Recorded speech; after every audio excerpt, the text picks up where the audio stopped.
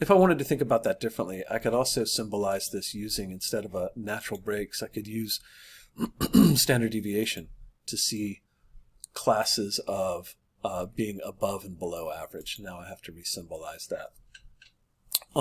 In this case, red is above average, yellow and light orange are below average, and mine is slightly, or this location, it's yours, one of yours, slightly below average, but not crazy below average.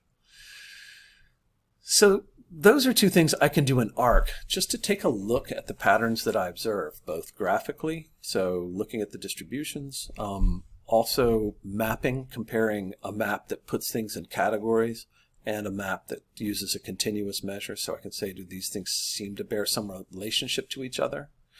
And if I actually thought I was looking at something that does, I could confirm that using a t-test.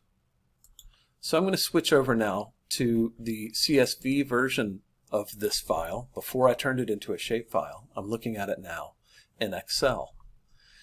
And in Excel, you have to sort things differently. Here's that people column, and if I select those values and go to, let's see, where do I go? Sort.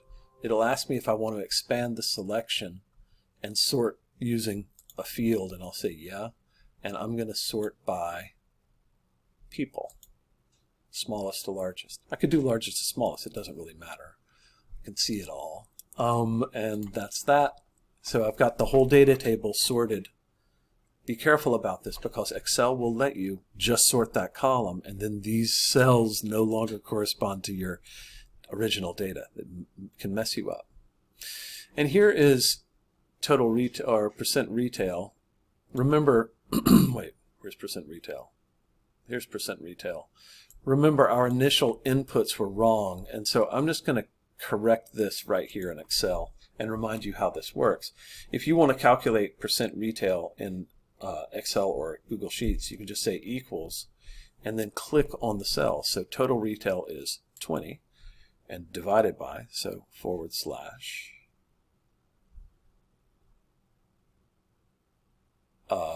30. So I'm dividing Q2 by P2 for that row, and when I hit enter, it'll tell me the answer, so about 67%.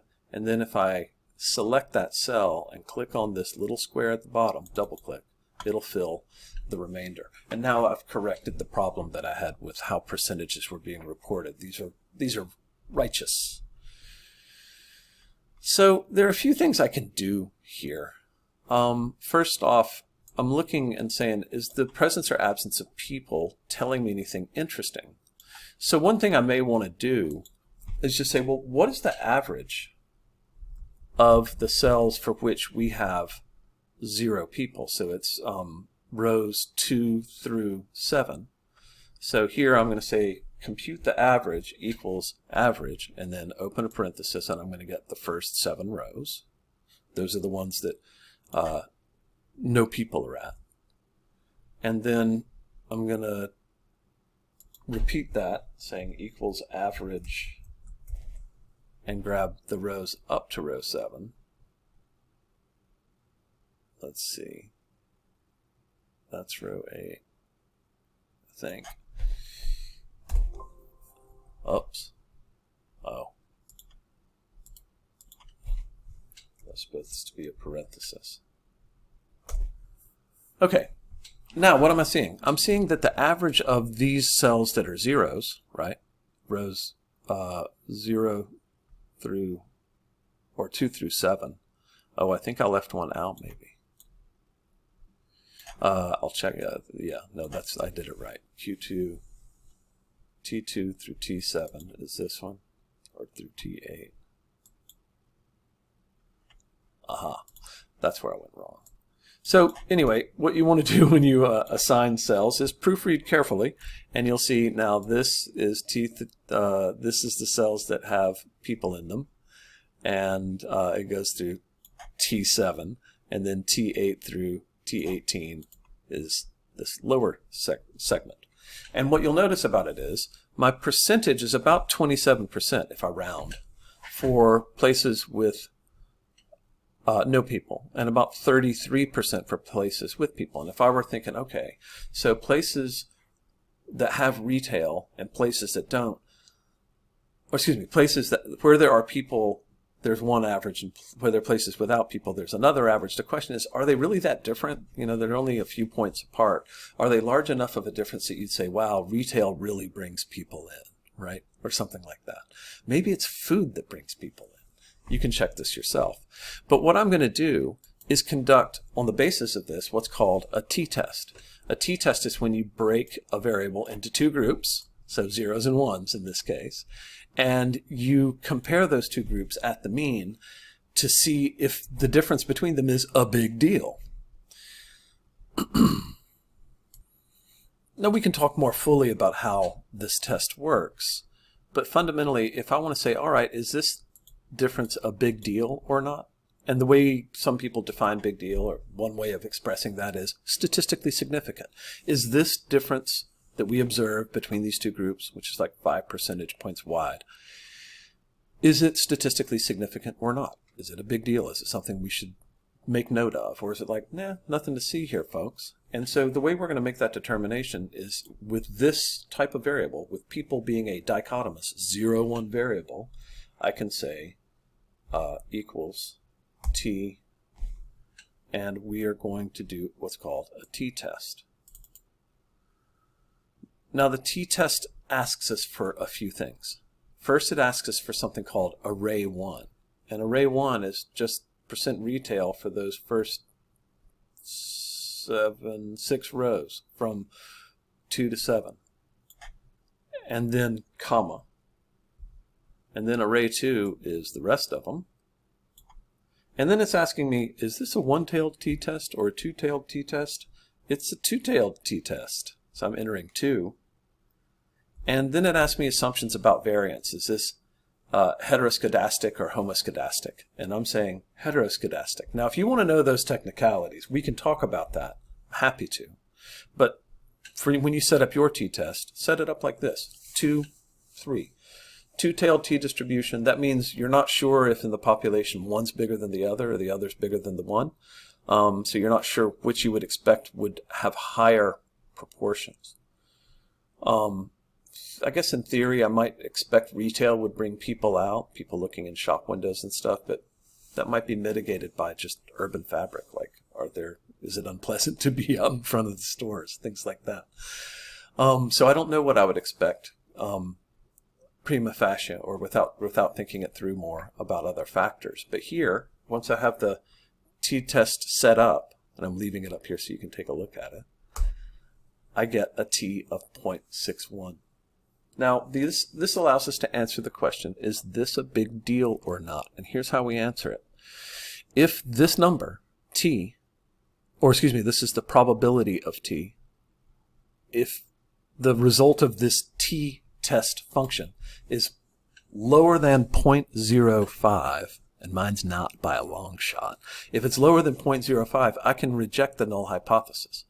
The null hypothesis is, these two groups are not different from each other. That difference that we observe, this difference between these two cells, is minimal.